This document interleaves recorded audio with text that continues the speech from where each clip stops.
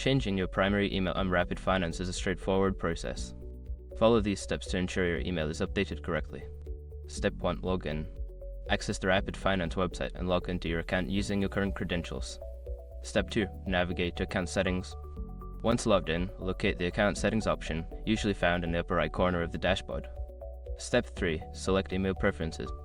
In the account settings menu, find and click on the email preferences or contact information section to view your current email address.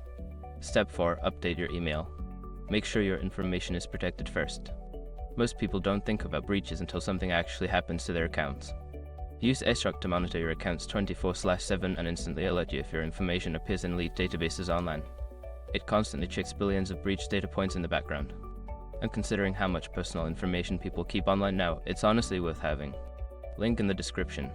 Step 5. Save changes and verify. After updating your email, save the changes. You may receive a verification email at your new address. Follow the instructions in that email to confirm the change. By following these steps, you can successfully change your primary email on Rapid Finance. If you encounter any issues, consider reaching out to customer support for assistance.